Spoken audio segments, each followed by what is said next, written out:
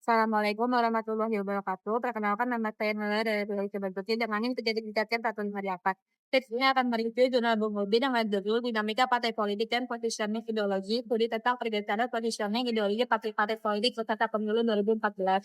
Nah, penelitian ini tuh dimulai dari kenyataan pasca reformasi, di mana banyak partai politik di Indonesia nggak lagi konsisten dengan ideologinya, entah itu nasionalis, Islam atau lainnya. Nah, kenapa bisa begitu? Karena sistem demokrasi yang makin kompetitif, banyak lebih partai lebih fokus ngejar suara pemilih. Akhirnya banyak partai geser ke posisi yang lebih tengah biar bisa diterima di semua kalangan. Nah, Bung Yedi meneliti seberapa jauh sebenarnya pergeseran itu terjadi dan seperti apa pola pergeserannya di antara partai-partai peserta pemilu 2014. Bung Yedi menggunakan pendekatan kualitatif di penelitian ini. Ia menganalisis berbagai dokumen partai, sejarahnya, pernyataan para elit, sampai peta ideologi yang mereka tunjukkan di publik. Jadi fokusnya bukan cuma apakah partai itu bergeser atau tidak, tapi juga bagaimana proses pergeserannya terjadi dan ke arah mana ideologi itu bergeser. Hasilnya tuh menarik banget karena banyak partai ternyata memang mengalami pergeseran ideologi meskipun dengan tingkat yang berbeda-beda. Nah, lalu Bung Ebe itu membagi partai-partai itu ke dalam 3 tipologi. Yang pertama konservatif, yaitu partai yang tetap teguh di ideologi aslinya. Yang kedua tuh konservatif progresif yang bergeser sedikit tapi masih menjaga identitas lama. Dan yang terakhir ada ekstrem pergeseran, yaitu partai yang benar-benar berubah arah ideologinya. Penyebab utamanya tuh karena motif elektoral. Nah, partai ini tuh ingin menang,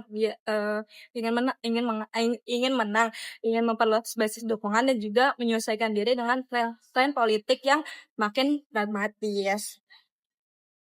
Dari sini tuh muncul fenomena yang disebut Pouch All Party, partai yang berusaha merangkul semua kelompok tanpa menonjolkan ideologi tertentu. Dan inilah yang makin kelihatan dalam politik Indonesia. Dampaknya cukup besar buat demokrasi kita karena ketika partai-partai itu makin pragmatis dan bergeser ke arah tengah ideologinya, jadi kehilangan makna.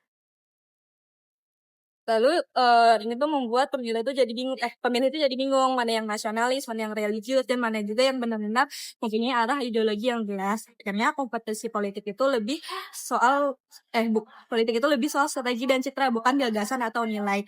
Dan ini tuh bisa mengurangi kualitas demokrasi karena ideologis masyarakat semakin sama dan sulit dibedakan. Penelitian ini tuh punya banyak nilai plus. Relevansinya juga tinggi banget karena pemilu 2014 ini jadi titik penting dalam sejarah sejarah politik pasca reformasi. Selain itu, tipologi pergeseran ideologi yang disusun penulis juga sangat berguna buat penelitian politik ke depan. Tapi ada juga keterbatasannya. Penelitian itu cuma fokus pada pemilu 2014, jadi belum mencakup perubahan menjelang pemilu 2019 atau setelahnya. Dan karena pendekatannya tuh kualitatif, jadi kita belum tahu secara angka seberapa besar pergeseran ideologi itu terjadi di setiap partai. Nah, lalu kesimpulannya tuh penelitian itu menunjukkan bahwa partai politik di Indonesia sekarang tuh makin fleksibel, bahkan cenderung pragmatis. Ideologi bukan lagi kompas utama, tetapi lebih jadi alat untuk menyesuaikan diri dengan kebutuhan elektoral. Cukup sekian, terima kasih. Wassalamualaikum warahmatullahi wabarakatuh.